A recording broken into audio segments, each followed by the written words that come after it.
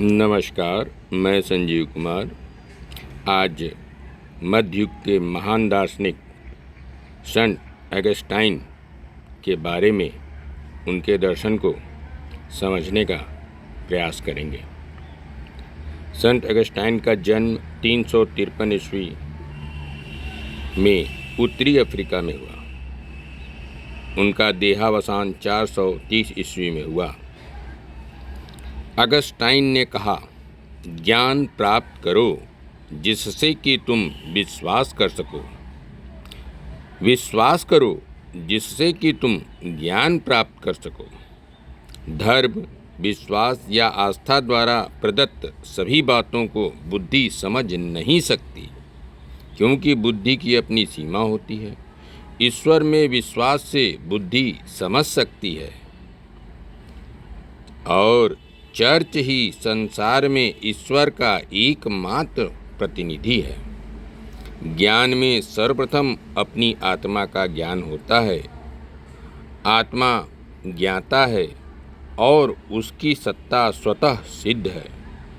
Augustine अपनी पुस्तक city of God में लिखते हैं, मैं बिना कोई कल्पना के जानता हूँ कि मैं स्वयं हूँ तथा मैं इसे अर्थात आत्मा को जानता हूँ और प्यार करता हूँ।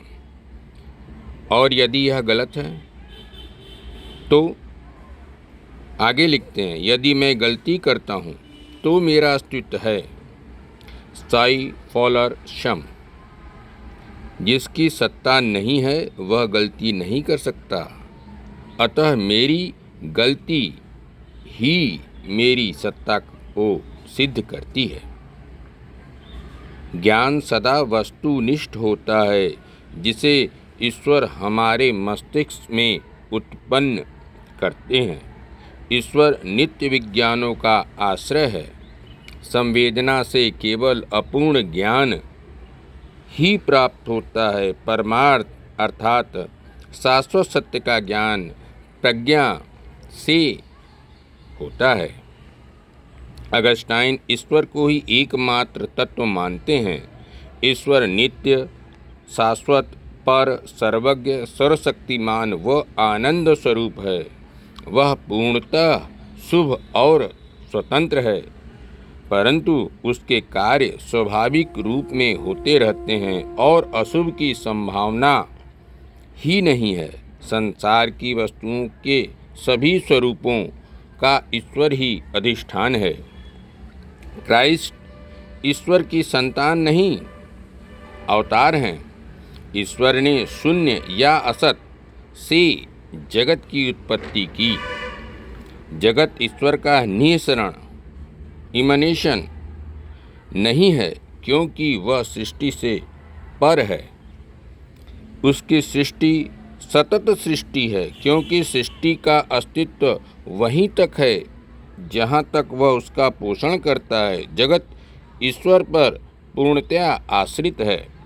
किसी देश काल में सृष्टि नहीं, क्योंकि सृष्टि के साथ ही देश काल की उत्पत्ति हुई।